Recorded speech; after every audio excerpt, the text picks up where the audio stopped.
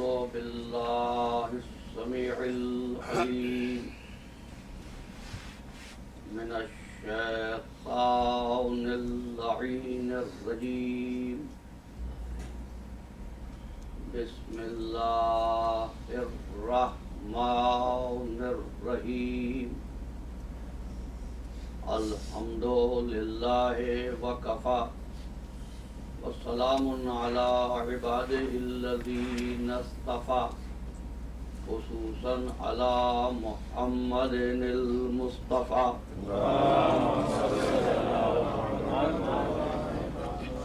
وآل بيته الطيبين الطاهرين المعصومين الشرفاء إنهم سفينة النجاة ومصباح الهدى. أما بعد فقد قال الله تبارك وتعالى في محكم كتابه المبين وهو أصدق الصادقين. بسم الله الرحمن الرحيم. وما ينطق عن الهوى إن هو إلا وحي يوحى. صلوات محمد وآل محمد بلندتر صلوات. اللهم صل على محمد وآل نعرہ حیدری. عزیزان محترم، ہم نے اب تک آپ کی خدمت میں یہ عرض کیا کہ پروردگار عالم کی ذات احد ہے اور صمد ہے. وہ احد ہے اور وہ بے نیاز ہے. وہ کسی کی عبادت کا محتاج نہیں ہے. ساری دنیا اگر سجدہ کرے تو اس کی کبریائی میں اضافہ نہیں ہوتا، اور اگر کوئی بھی سجدہ نہ کرے تو اس کی کبریائی میں کوئی کمی نہیں ہوتی. اس نے بنی نوع انسان سے اور ان کی خلقت سے یہ چاہا کہ انسان اپنے وجود میں کمال پیدا کرے. اس لیے کہ کمال پیدا کرے گا تو بنانے والے کے کمال کا پتہ دے گا. اور کمال انسانیت کا طریقہ یہ ہے کہ انسان اپنی زندگی کو اس طور پر گزارے کہ قرب پروردگار اس کو حاصل ہو جائے. اور قرب پروردگار وہ جوہر جس کے لیے فرمایا نانو اقرب الیہ من حبل الورید، ہم شہرگ سے بھی زیادہ قریب ہیں. لیکن جب ایک چیز دوسری چیز سے قریب ہو تو دوسری چیز بھی تو اس سے قریب ہوتی ہے. اگر پروردگار قریب ہے تو بندے کے یہ کہنے کے کیا معنی ہے کہ میں نماز پڑھ رہا ہوں تاکہ پروردگار کے قریب ہو جاؤں؟ بھئی نماز کیوں پڑھتے ہو؟ قربتاً اللہ. روزے کیوں رکھے؟ قربتاً اللہ. حج بیت اللہ کیوں بجا لائے؟ قربتاً اللہ. وہ تو ہے شہرگ سے زیادہ قریب.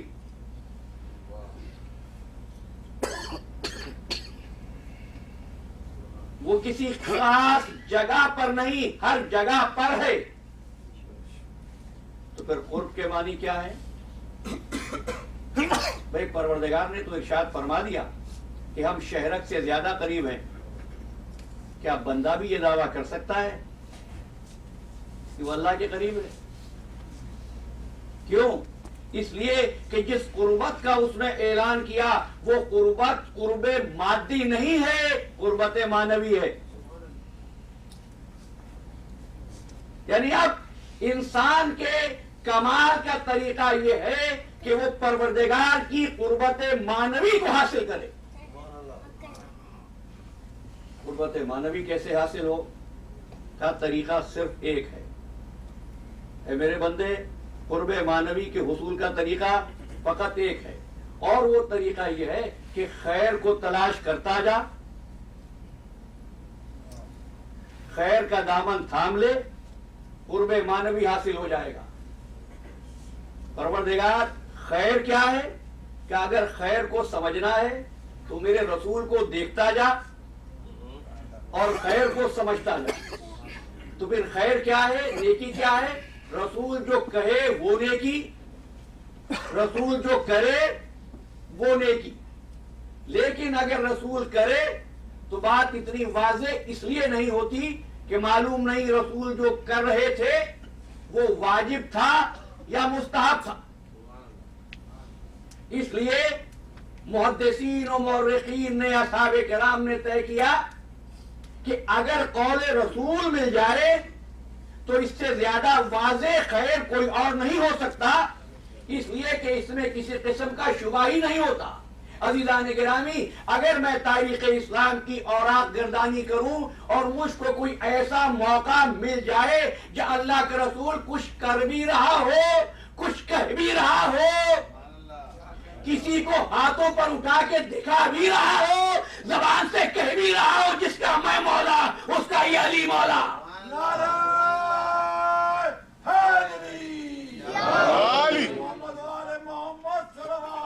اللهم صل على محمد وآل محمد. یہ خیر ہے، یہ خیر کا معیار ہے.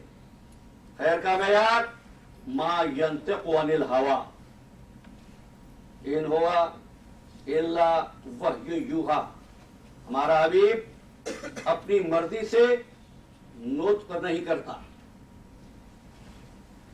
جو کہتا ہے وہی ربانی سے کہتا ہے. وما تشاؤون الا ان یشاء اللہ.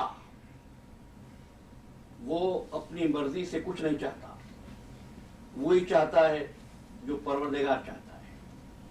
اگر کہیں آقائے دو جہاں نے پتھر پھینک دیے تو قرآن نے آواز دی وما رمیت اذ رمیت ولکن اللہ رما. یہ سنگریزے تم نے نہیں پھینکے.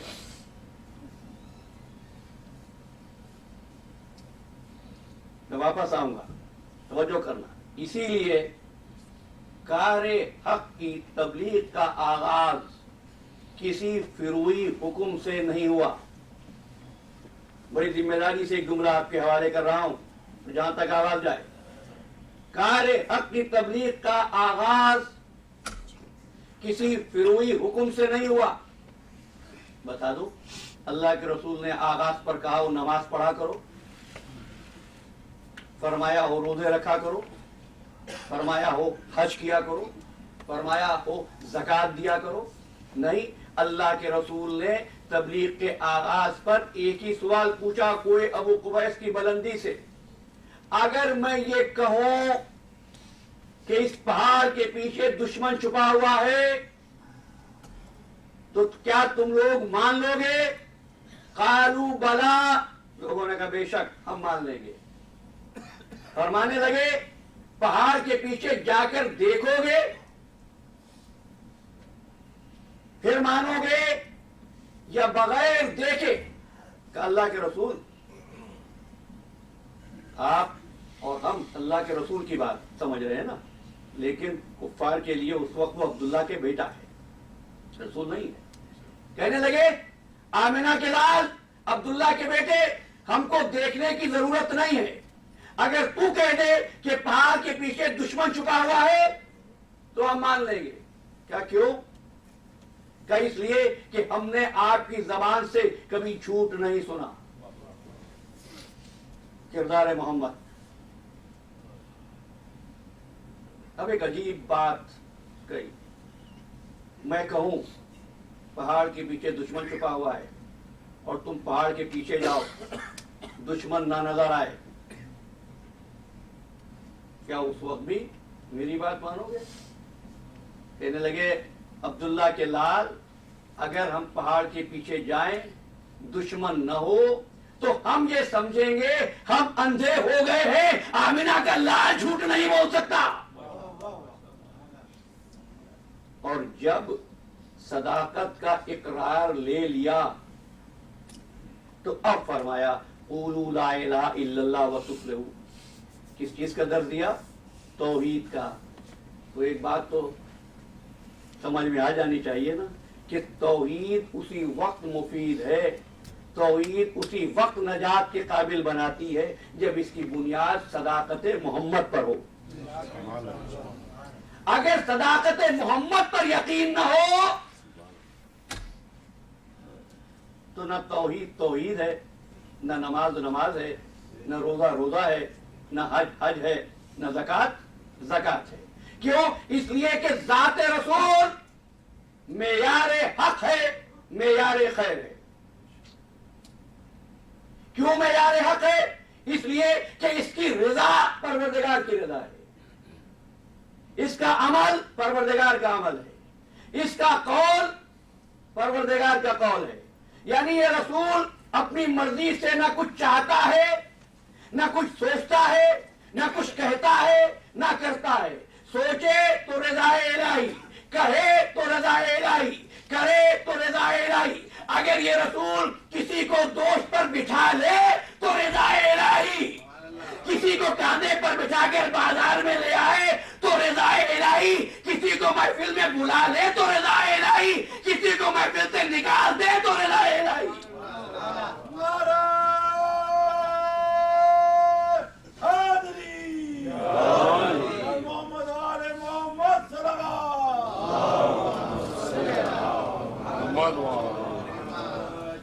اب ایک جملہ صاحبان معرفت کے حوالے کرتا ہوں، اس لیے کہ رسول کی ذات تشبیہ و تعظیم کی حدوں سے بلند ہے. تعظیم و تشبیہ، نہ تو یہ کہہ سکتے ہو کہ رسول کسی کے اور جیسا ہے، نہ یہ کہہ سکتے ہو رسول ختم ہو سکتا ہے. فنا دوسروں کے لیے ہے، رسول کے لیے نہیں ہے. کیوں؟ اس لیے کہ یہ تو خیر کا معیار ہے، یہ تو قرب معنوی کا معیار ہے. کل من علیہ فان ویبقى وجہ ربک ذو الجلال والاکرام. یہ اتنا قریب ہے پروردگار کے کہ اس کی قربت میں ملک معصوم کو بھی شرکت کی اجازت نہیں ہے. رسول نے ایک بات، ایک نقطہ آپ تک پہنچانا چاہ رہا ہوں. اس کی اور پروردگار کے قربت میں، صحبت میں، نشست میں ملک معصوم کو بھی شرکت کی اجازت نہیں ہے.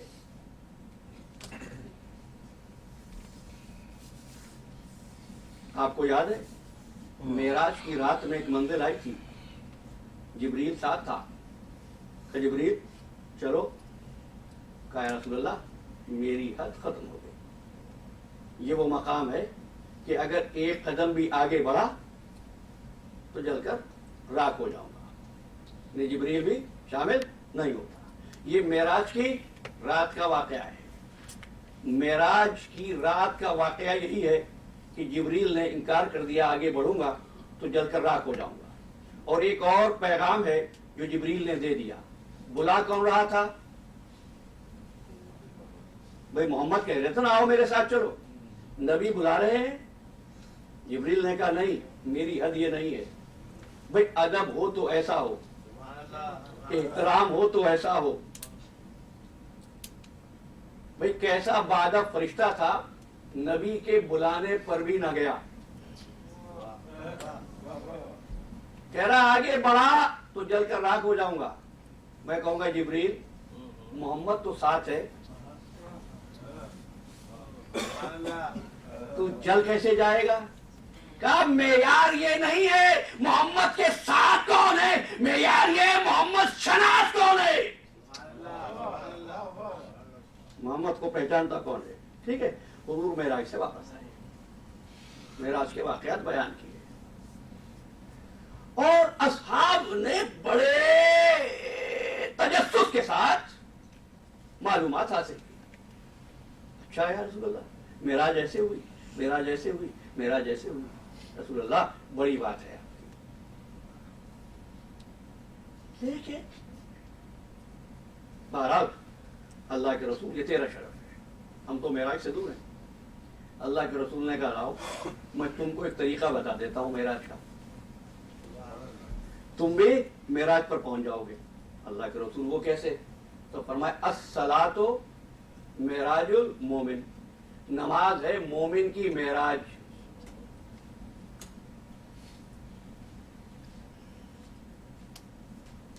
نماز مومن کی معراج۔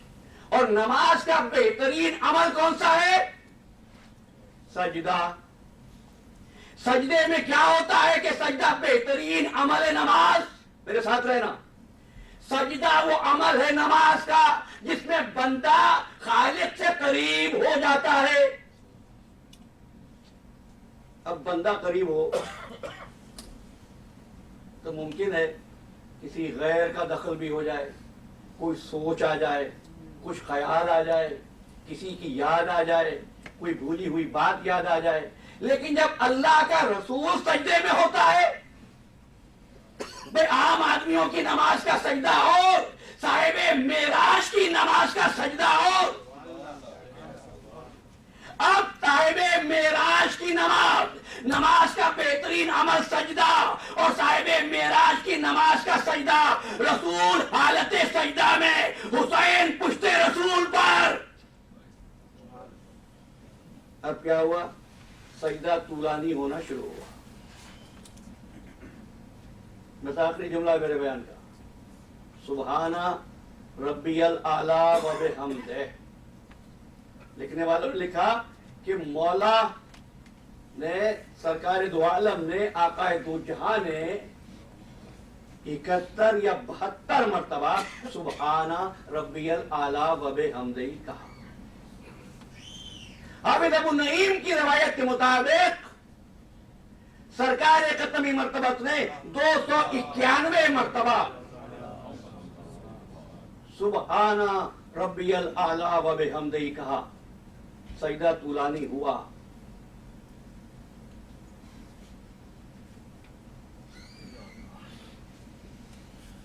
اب کہنے لگے کہ جبریل نے آ کر رسول اللہ سے کہا تھا کہ جب تک حسین نہ اتر آئے سجدے سے سر نہ اٹھانا۔ دیکھو میں نماز کی معنویت پہنچا رہا ہوں، بڑی توجہ رہے۔ جب تک حسین نہ اتر جائے سجدے سے سر نہ اٹھانا۔ کس نے آ کر کہا؟ جبریل نے۔ رسول سجدے میں کہا ہے قرب پروردگار میں۔ غلط ہے یہ بات۔ جب نبی قرب پروردگار میں ہوتا ہے جبریل کی مجال نہیں وہاں آ سکے، تو جبریل نہیں آ سکتا تھا۔ جبریل نہیں آیا، محمد نے خود فیصلہ کیا جب تک میرا نواسا اتر نہ آئے سر نہ اٹھے گا۔ تو پوچھ رہا ہوں کلمہ پڑھنے والوں سے، جب محمد نماز پڑھ رہے تھے تو خیالوں میں اللہ تھا یا حسین تھا؟ سبحان اللہ، سبحان اللہ، واہ واہ۔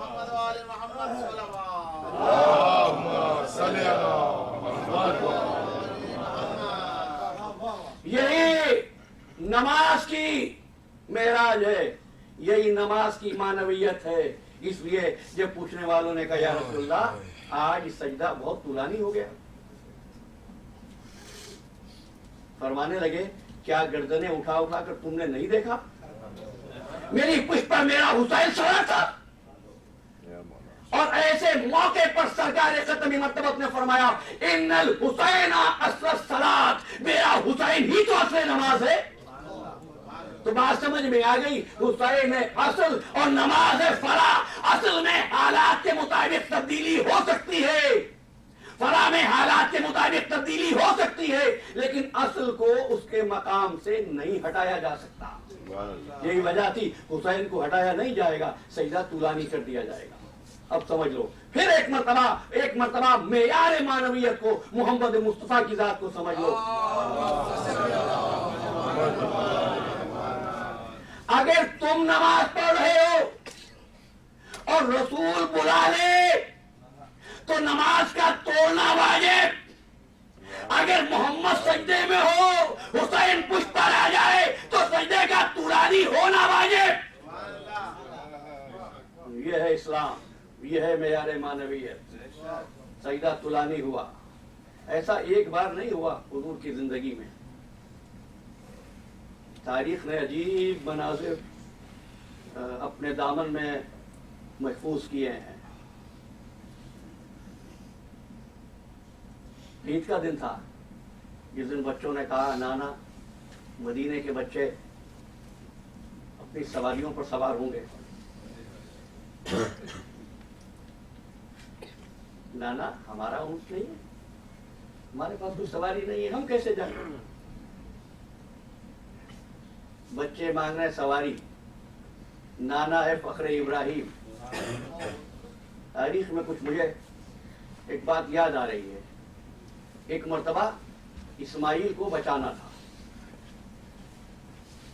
قدرت نے وہ سفر بھیج دیا, اسماعیل بچ گئے. پروردگار حسنین سواری چاہتے ہیں, جنت سے کوئی ناکا بھیج دے. کیا نہیں, وہ اسماعیل, یہ فخر اسماعیل, وہ ابراہیم کا لال, یہ علی کا لال. کہا جنت سے ناکا نہیں بھیجوں گا, محمد میرا حسین چاہتا ہے نا اونٹ, تجھ کو ناکا بننا ہوگا. رسول ناکا بن گئے. نانا اونٹوں کی مہار ہوتی ہے, اپنے گیسو حسین کے بچوں کے ہاتھوں میں دے دیے. حسن حسین کے ہاتھوں میں کیا گیسوئے مبارک. میں کہتا ہوں کہ حسنین کا ناکا بنے رسول, حقیقت میں اہدنا الصراط المستقیم کی تفسیر سامنے آ گئی. آج بات سمجھ میں آئی. رسالت کے گیسو امامت کے ہاتھوں میں ہے, جدھر لے جائے وہی صراط مستقیم ہے. ٹھیک ہے. اچھا, نانا اونٹ بولتے ہیں. رسول اللہ نے اونٹ کے انداز میں بولنا شروع کر دیا. اب آ جاؤ جس آیت کو سرنامہ کلام بنایا تھا, وما ينطق عن الهوى ان هو الا وحی یوحی.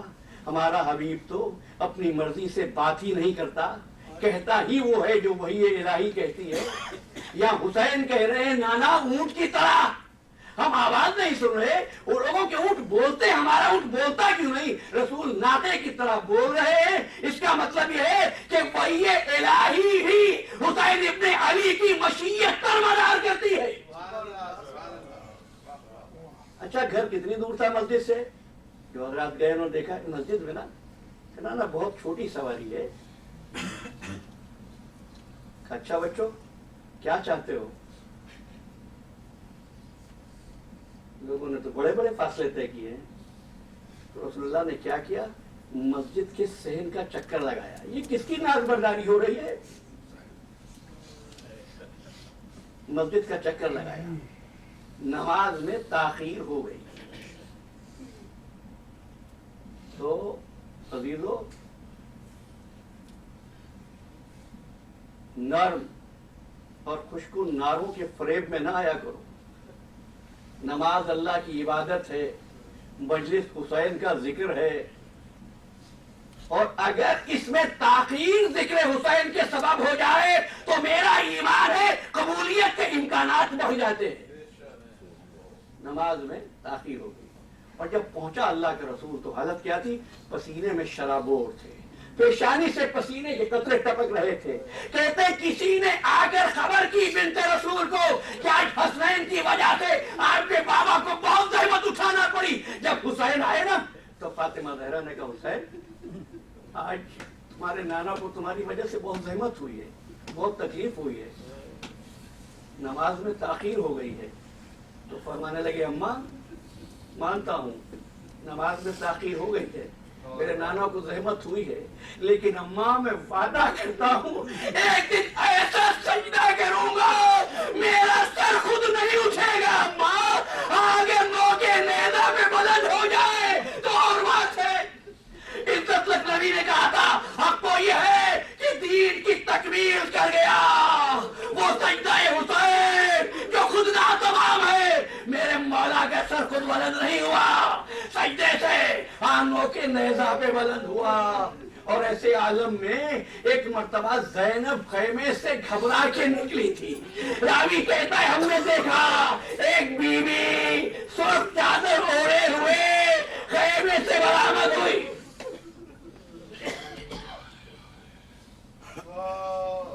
وقت گزر گیا. کسی نے مدینے میں امام محمد باقر سے پوچھا وہ بیوی جو گھبراہٹ کے عالم میں خیمے سے نکلی تھی عصر عاشور کو کون تھی؟ فرمایا ہماری جدہ ماجدہ زینب کبریٰ تھی. سائل نے پوچھا عاشور کے دن سرخ چادر کے اوڑھنے کا جواز کیا تھا؟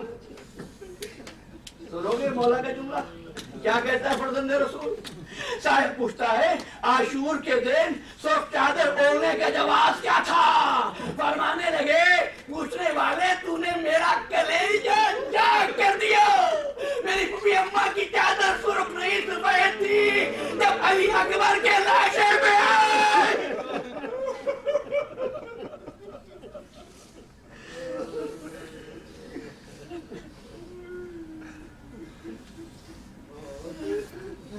بس عزادارو عصر عاشور تک تم نے مجلسیں برپا کی. یہ حسین کی مجلسیں تھیں. اب جو زحمت جو مصیبت شروع ہوئی ہے وہ حسین کی بہن زینب کی ہے. ہجوم تھا حسین کو گھیرے ہوئے تھا تو زینب ایک مرتبہ خیمے میں آئی. سید سجاد کا شانہ ہلایا. بیٹا سجاد تمہارے بابا نظر نہیں آتے؟ فرمانے لگے پھوپھی اماں خیمے کا پردہ اٹھائی. خیمے کا پردہ اٹھا. فرمایا پھوپھی اماں وہ دیکھ رہی ہے میرے بابا کا سر بلند ہے. بس عزادارو تھوڑی دیر گزری تھی فتح کی شادیانے بجنے لگے. حسین کا سر نو کے نیزہ پہ بلند ہو گیا. اب کیا ہوا؟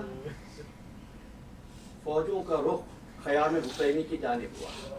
ادھر مغرب کا وقت قریب تھا. ادھر فوجوں کا رخ تھا خیموں کی طرف. خیموں کی طرف ایک مرتبہ فوجیں خیموں میں داخل ہوئی. مال و اسباب لٹنے لگا. خیمے جلنے لگے. ایک خیمہ جلا بیویاں دوسرے خیمے میں گئی. دوسرا جلا تیسرے خیمے میں گئی. خیمے جلتے جاتے تھے. بیویاں اور بچے دوسرے خیمے میں چلے جاتے تھے. بس دو باتیں سن لینا. ایسے موقع پر جب تمام خیمے جل گئے ایک خیمہ باقی رہ گیا تو ایک مرتبہ حمید بن مسلم کہتا ہے میں نے دیکھا سراسیمگی کے عالم میں ایک بیوی کبھی خیمے میں جاتی تھی کبھی خیمے سے باہر آتی تھی. میں آگے بڑھا. میں نے پوچھا بیوی اس خیمے میں کیا کوئی قیمتی چیز رہ گئی؟ کہنے لگی اس خیمے میں میرے بھائی کی یادگار میرا بیمار بھتیجا موجود ہے.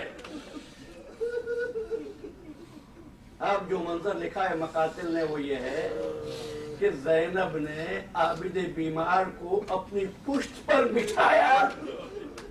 ایک مرتبہ خیمے سے باہر آئی. میں آواز دوں گا فرزند رسول مظلوم کربلا دیکھو زینب کس طرح سجاد کو لا رہی ہے.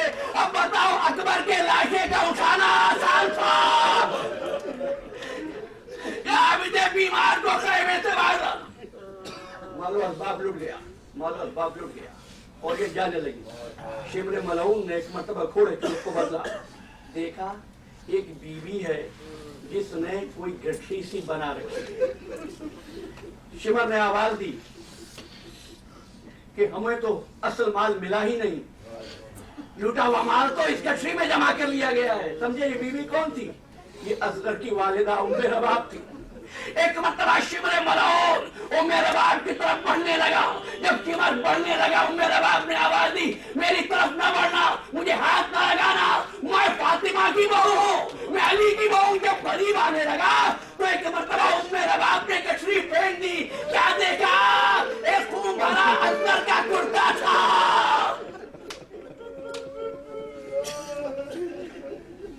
میں غریبہ کا منظر ہے. پہلے بیت خیموں کی جلی ہوئی رات پر بیٹھے ہیں. جن کو قرآن نے اہل بیت کہا تھا وہ آج بے بیت تھے. بے بیت تھے. فرمایا امام موسیٰ کاظم نے جو کچھ عصر عاشور کے بعد ان پر گزر گئی نہ بیان کرنے والا بیان کر سکتا ہے نہ تصور کرنے والا تصور کر سکتا ہے. बच्चे बैठे थे, उधर फौज बेहया में कुछ मशवरे हुए, कुछ सरदार आगे बढ़े, आगे बढ़ते कहते हैं तो प्रसाद बस में अरब ये है, जब किसी को जलील करना होता है तो उसकी लाशों पर घोड़े दौड़ा दिए जाते हैं। हमने सब कुछ कर लिया, लेकिन हुसैन और हुसैन के साथियों की लाशों पर घोड़े नहीं दौड़ाए। बस इतनी इजाजत दे दे कि पामालिए लाशाए शुहदा भी कर ले। इजाजत मिल गई, घोड़े दौड़ने लगे। जब घोड़े दौड़ने लगे, लाशों की पामाली होने लगी। होड़ के लाशे की पामाली होते वक्त एक मरतबा होड़ का कबीला आ गया, कहने लगा हम इस तौहीन को बर्दाश्त ना करेंगे कि हमारे कबीले के होड़ की लाश को पामाल किया जाए। हबीब की लाश की पामाली का वक्त आया, हबीब के कबीले वाले आले ज़ोहर के